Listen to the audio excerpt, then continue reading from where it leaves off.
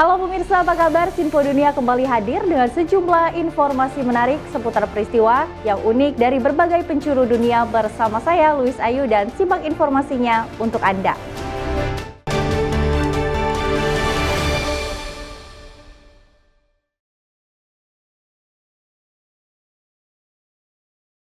Kita awali informasi yang pertama pemirsa, Masjid Istiqlal, Masjid Diaspora Muslim Indonesia di Sugarland, Texas yang diubah dari bangunan gereja pada tahun 2015 tak dapat menampung jamaah terutama saat Ramadan. Dengan dana yang dikumpulkan bertahap, tahun ini pembangunan masjid baru diharapkan dapat memperbesar kapasitas dan berbagai fasilitas.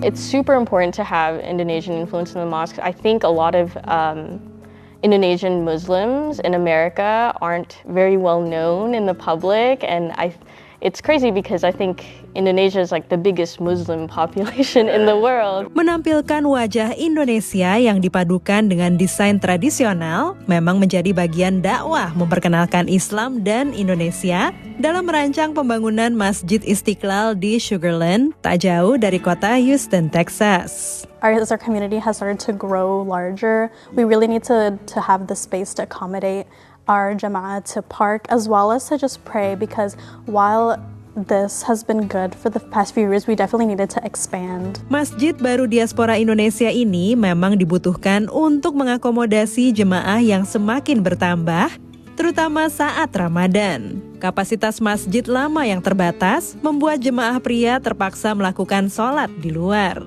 Namun, sebagai organisasi non-profit, pembangunan masjid amat tergantung dari sumbangan jemaah yang dikumpulkan secara bertahap. Selama Ramadan, pihak masjid berharap dapat mengumpulkan dana sebesar $350.000. Untuk pembangunan masjid yang baru, itu penggalangan dananya itu terutamanya berasal dari swadaya masyarakat Muslim Indonesia yang sebagian besar tinggal di Houston ataupun di luar kota Houston. Untuk pembangunan ini tentunya mengingat biaya yang sangat besar, maka pembangunannya juga kita lakukan secara bertahap-tahap. In Place Design, perusahaan arsitektur di Baltimore, Maryland, terpilih untuk merancang desainnya. Islamic pattern dan batik itu punya ada kesamaan, karena memang dulu batik itu berkembangnya itu karena ada nilai-nilai Islam yang masuk. Jadi yang akan kita bawa itu adalah pola-pola batik yang menyerupai atau mirip dengan pola-pola Islam. Tim pembangunan masjid merasa beruntung dapat bekerja sama dengan Haris Kuncoro, prinsipal dan direktur desain di perusahaan tersebut. Om Haris, which is the architect in charge of this design, connected with him on Strava. Eventually they connected on Facebook, and my dad found out he was an architect and reached out to him to help design our mosque. Kalau mendesain masjid itu harus ada kubah.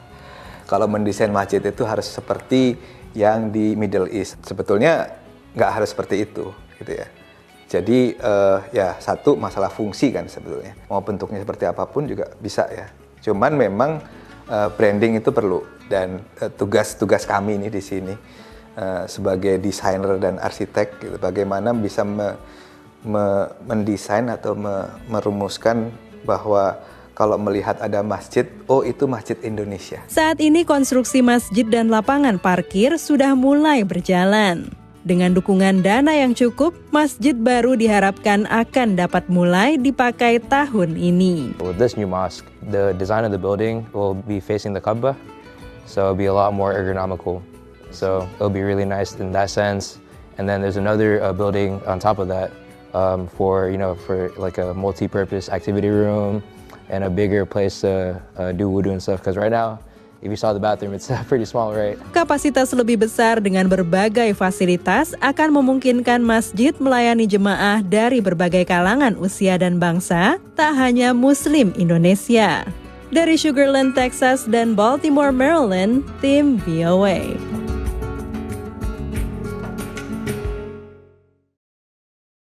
Kita beralih ke informasi selanjutnya pemirsa, penangkapan seorang aktivitis pro-Palestina yang ikut terlibat demo di Columbia University, New York, memicu demo menuntut pembebasannya. Aktivis tersebut, Mahmoud Khalil, ditangkap di New York dan dipindahkan ke Louisiana menunggu untuk dideportasi. Dan selengkapnya dilaporkan oleh tim VOA dari New York. Ratusan orang berdemo di kawasan Manhattan, New York beberapa hari setelah penegak hukum dari Badan Penegakan Imigrasi dan Bea Cukai atau ICE menangkap aktivis Suriah berkeluarga negaraan Aljazair, Mahmoud Khalil. Saat masih menjadi mahasiswa di Columbia University, Khalil aktif dalam demo pro-Palestina, termasuk memimpin negosiasi saat mahasiswa melakukan pendudukan kampus. Ia seorang pemegang kartu izin tinggal tetap alias Green Card. Political speech or speaking out should never be the basis of punishment or lead to deportation.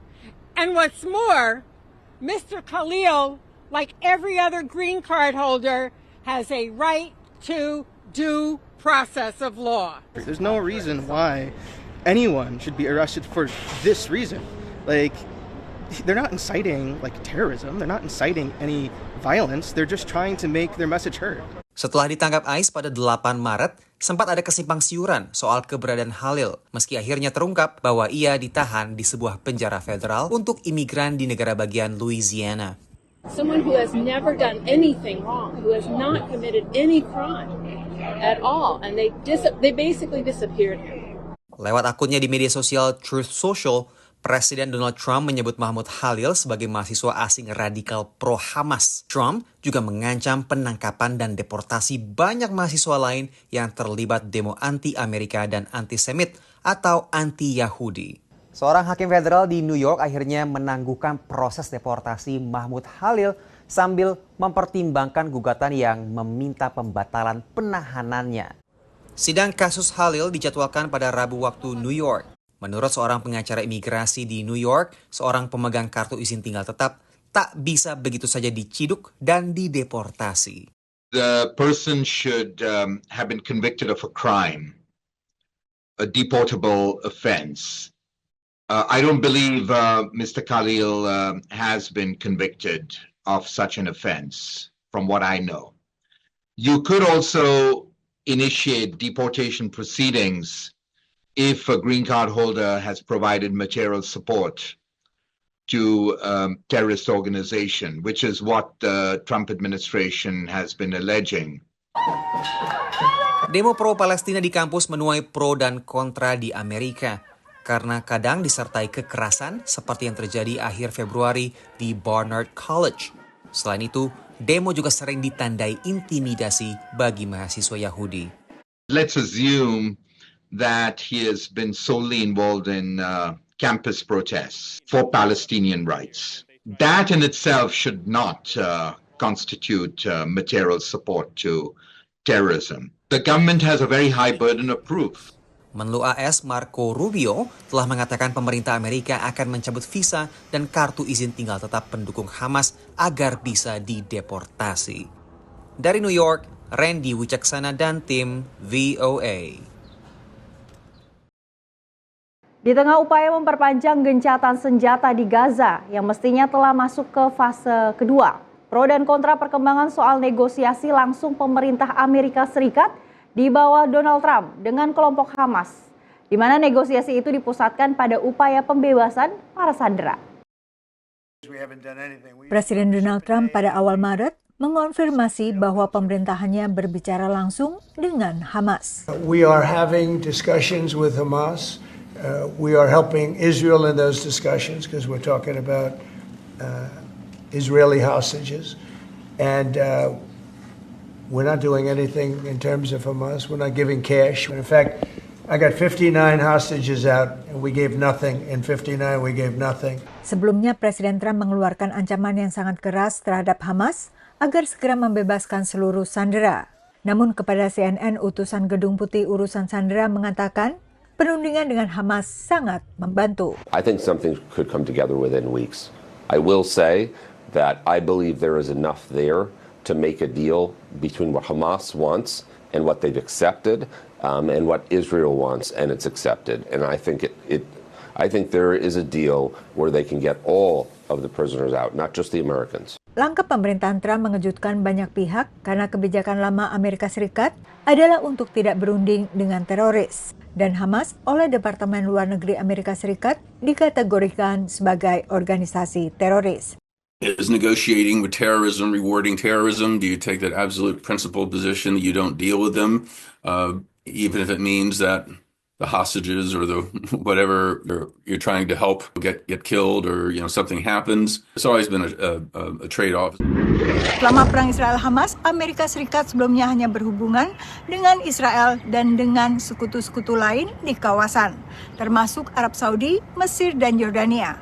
Apapun pesan kepada Hamas disampaikan ke Qatar yang menjadi perantara. Menurut analis dari George Mason University, yang lebih mengejutkan adalah negosiasi Amerika dengan Hamas dilakukan dengan terbuka, tidak dirahasiakan. That's what I mean when, if this administration reaches the conclusion that perhaps the message it wants to send is not being delivered as strongly or clearly by a third party, and that it's important to deliver that message directly, then they are clearly willing to do that. Meski demikian, analis menilai negosiasi langsung yang dilakukan dengan Hamas tak mengubah statusnya sebagai kelompok teroris. Hamas ditetapkan sebagai kelompok teroris oleh Departemen Luar Negeri Amerika Serikat pada 1997. I think this contact is purely limited to the release of these hostages. It has nothing to do with a recognition. It does diplomatically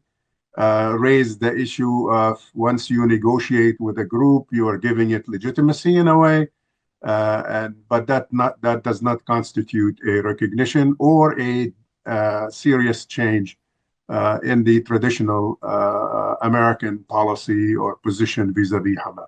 Utusan Amerika Serikat juga mengatakan negosiasinya dengan Hamas telah dikonsultasikan dengan Israel. Dari Alexandria, Virginia, Yuni Salim, dan tim VOA. Pemirsa, setiap tahun relawan Masjid Komunitas Indonesia di Los Angeles @Thohir mengirimkan paket berisi produk Indonesia ke para tetangga di sekitarnya. Selain bertujuan untuk menjaga kerukunan warga, saling mengirim bingkisan dan dukungan, terutama selama bulan Ramadan, sudah menjadi tradisi di antara masjid-masjid dan komunitas muslim antar bangsa di Los Angeles. Siang ini relawan, yang kebanyakan adalah anak dan remaja diaspora Indonesia, menyiapkan kantong-kantong berisi produk Indonesia untuk dibagikan ke warga di sekitar Masjid @Thohir. So inside the bag there are a pack of dates and pinto beans, so each household gets a bag, and some chocolate biscuits. Isi bingkisan merupakan sumbangan dari para jemaah Masjid Komunitas Indonesia yang terletak di kawasan K-Town atau Koreatown, konsentrasi bisnis warga keturunan Korea di Los Angeles.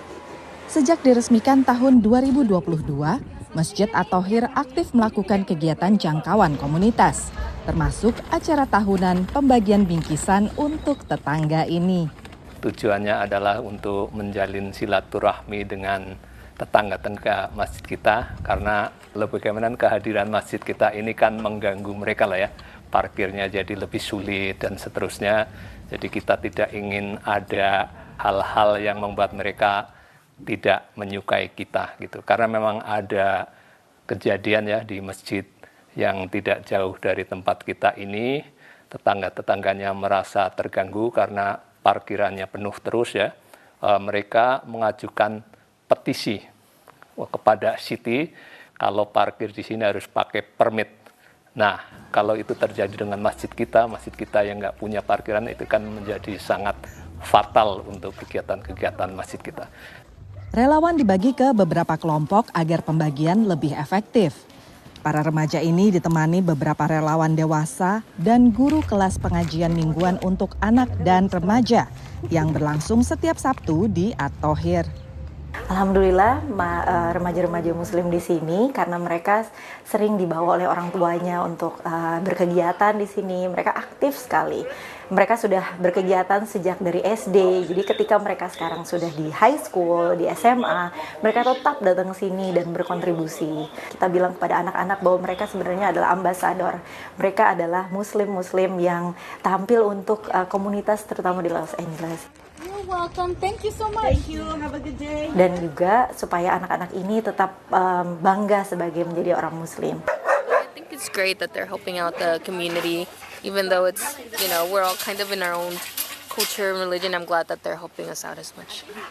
Cuma juga ada yang, saya udah happy dengan agama saya nggak menjadi Muslim gitu. Makanya ditaruh di bag itu ada surat dalam bahasa Inggris dan bahasa Spanyol itu, kita tidak mengajak apapun mereka untuk, bukan dakwah lah pada prinsipnya. Jadi hanya kita memperkenalkan siapa kita dan terima kasih kepada mereka supaya maklum kalau kita nanti Ramadan lebih sibuk. Selama bulan Ramadan memang banyak sekali kegiatan yang biasa dilakukan, misalnya seperti buka puasa bersama tentunya atau juga sholat tarawih dan pengajian. Tapi ada satu hal lagi yang cukup unik. Ini adalah kurma pemberian dari Masjid Reseda Islamic Center yang tidak jauh dari sini. Ini merupakan bukti ukhuwah Islamiyah atau ikatan antar komunitas muslim di Los Angeles. Jadi kalau masjid-masjid di sini nih saling kirim-kirim. Terlebih karena tidak sedikit komunitas muslim di Los Angeles terdampak kebakaran hebat Januari lalu. Meski begitu, kegiatan Ramadan di At-Thohir tetap berjalan. Selain dibawakan dalam bahasa Indonesia, berbagai kegiatan Ramadan di Masjid At-Thohir juga berlangsung dalam bahasa Inggris untuk mengakomodasi jemaah yang terdiri dari berbagai bangsa di salah satu kota paling majemuk di Amerika Serikat ini. Dari Los Angeles, California, Ariadne Budianto, Dania Iman, dan Irfan Ihsan, VOA. Taruh 2, Bang.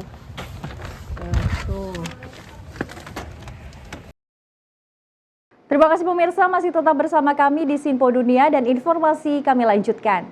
Pembekuan dana oleh pemerintah federal Amerika Serikat telah berdampak pada industri pertanian negara ini. Menteri Pertanian Amerika Serikat mengatakan para petani akan mendapatkan bantuan yang telah dijanjikan, tapi menurut analis ketidakpastian ini membuat para petani tetap cemas mengenai bantuan di masa depan. Petani Andy Hatch memelihara dan memproduksi produk terkenal negara bagian Wisconsin. Cows and cheese. It's really what built our state and still is a hugely important part of our economy. $46 billion impact on our state. Sumber utama pendapatan Andy adalah keju khusus yang disimpan di rak-rak di fasilitas miliknya. It will age for about a year before we sell it. It's in here biding its time, becoming delicious. Untuk bersaing dengan produsen keju Eropa yang memperoleh subsidi besar dari pemerintahan mereka, Andy perlu meningkatkan dan memperluas usahanya. To be competitive, we need support from public institutions, from the government. Andy minta bantuan pendanaan dari Dinas Konservasi Sumber Daya Alam atau NRCS di USDA. We applied for and were awarded federal funding through the NRCS. And that funding was meant to cover about 25% of a project that will stretch over $1 million. Andy sudah menghabiskan sekitar $50.000 untuk merancang fasilitas modern ramah lingkungan untuk kandang dan pemberian makan sapi yang menghasilkan susu untuk keju saat ia mendapat pemberitahuan Januari lalu bahwa pendanaan untuk proyek konservasi USDA dibekukan. We've not started construction and we won't until we're sure that the funding we were promised is going to come through. We're not getting paid or reimbursed for work that we have done. Joe Tumandel adalah Direktur Eksekutif Dairy Grazing Alliance yang juga bergantung pada pendanaan USDA untuk berbagai proyek, termasuk program magang untuk melatih generasi baru peternak sapi perah dan pekerja pertanian. We understand, the objectives of the administration and coming in and making sure that there isn't any abuse of the systems. And we just hope that we're not an unintended consequence of it because, we really align with what this administration is looking at doing. Uncertainty is the biggest risk for all actors in the agricultural supply chain. Andrew Stevens adalah asisten profesor pertanian dan ekonometri terapan di Universitas Wisconsin. Menurutnya, meski dana mengalir lagi, petani akan tetap cemas soal masa depan penggantian dana. The uncertainty of these federal freezes is really going to shift how farmers are making decisions and calls into question things that used to be taken for granted. Dalam komentar pertamanya kepada pers setelah dikukuhkan sebagai Menteri Pertanian di pemerintahan Trump, Brooke Rollins mengatakan salah satu prioritas utamanya adalah mengatasi pembukuan dana federal. If there are farmers that are indeed waiting for payments that have been committed to them, those will come through. Terlepas dari adanya penundaan pendanaan, USDA memproyeksikan pendapatan bersih pertanian Amerika Serikat pada tahun 2025 ini secara keseluruhan akan meningkat sekitar 30% dibanding tahun lalu. Dari Washington DC, saya Helmi Yohanes dan tim VOA. Pemirsa, perang tarif antara Amerika Serikat dan sejumlah mitra dagangnya tidak hanya menekan bursa saham di Wall Street, tapi juga menekan pemilik usaha mikro kecil dan menengah. Yang dikhawatirkan bukan hanya besaran tarif, tapi juga ketidakpastian karena bisa berubah dalam hitungan hari. Dan selengkapnya dilaporkan tim VOA dari Washington DC. Dalam berbagai kesempatan, Presiden Donald Trump menekankan pentingnya tarif secara jangka panjang bagi Amerika Serikat, termasuk saat merespons pertanyaan wartawan di atas pesawat kepresidenan Air Force One. Oh, I think the tariffs are going to be the greatest thing we've ever done as a country. It's going to make our country rich again. We have many companies, as you know, auto companies are opening up plants now. We've had 4 or 5 announced already, but many more are coming. Tarif telah digulirkan ke Tiongkok, tapi untuk 2 mitra dagang terdekat, Kanada dan Meksiko, pemberlakuan tarif sering mengalami penundaan hingga pengecualian. Bagi pemilik sebuah kedai kopi di Colorado, tarik ulur ini sering membingungkan. It's just such a knee-jerk reaction. I mean, one day the tariffs are on, one day the tariffs are off. Solar Roast Coffee yang dimiliki Mike adalah sebuah UMKM yang perlu kepastian jauh-jauh hari. We really need to know what the costs are going to be now, what the costs are going to be in 3 months' time. Kebetulan banyak kopi yang dihidangkan di kafenya didatangkan dari Kanada dan Meksiko. Primarily, our coffee is imported from Mexico and Central and South America. And decaffeinating coffee is a process called Swiss water, which is a process from Canada. So decaf coffee, when it's organic, is processed either by the Canadians with the Canadian process or by the Mexicans with the mountain water process. So it's a really big deal. Mike akhirnya menaikkan harga meski menyerap sebagian kenaikan harga bahan baku agar pelanggan tetap datang. Sementara di New Jersey, tarik ulur soal tarif juga menekan sebuah pemilik toko UMKM yang menjual makanan laut. A fair amount of our shrimp does come from Mexico, and we also bring in a whole lot of oysters from Canada. Those are products that will definitely affect us. Tarif akhirnya juga memiliki efek berantai. Because of the way seafood is interconnected and supply demand, we are seeing products that aren't even from Canada, we're seeing prices raise. So domestic oysters from New England, those prices are already raising well over 10% as well. Pembeli pun bersiap-siap membayar lebih mahal. It's just going to make things more expensive, like for consumers and for small businesses. Like if the goal is to get more production in the United States, it's just like if you don't have like the infrastructure and things in place for that to happen immediately, like this is just going to hurt people. Pemilik UMKM umumnya mencari kepastian. Indeks ketidakpastian kebijakan ekonomi melonjak 41% selama sebulan. Menurut seorang peneliti yang terlibat dari Stanford University, ini kadang diikuti dengan terjadinya resesi ekonomi. Tapi saat ini masih terlalu dini untuk memastikan bahwa resesi bakal terjadi. Dari Washington DC, saya Nova Purwadi dan tim VOA.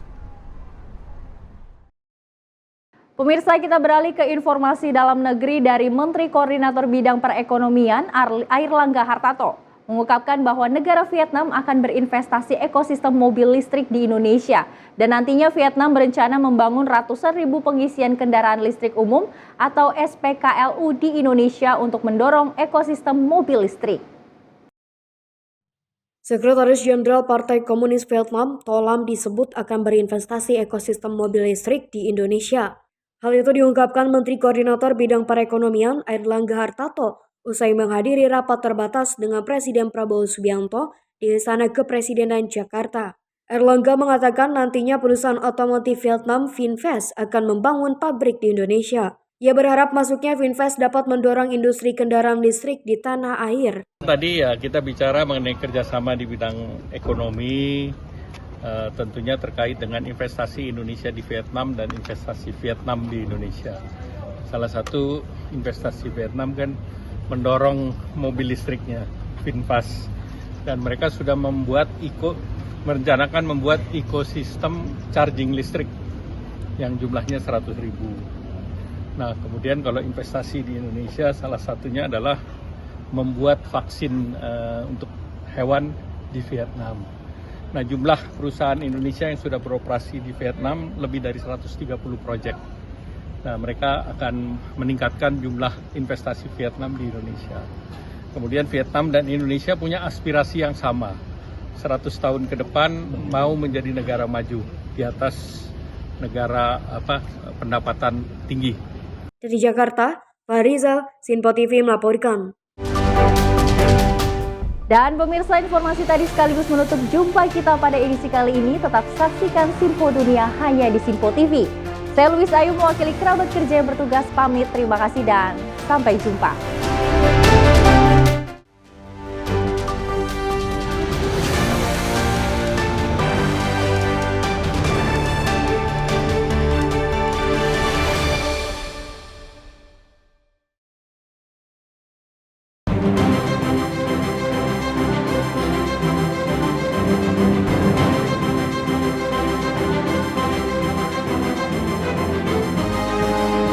Sinpo TV, News, Sport, Entertainment.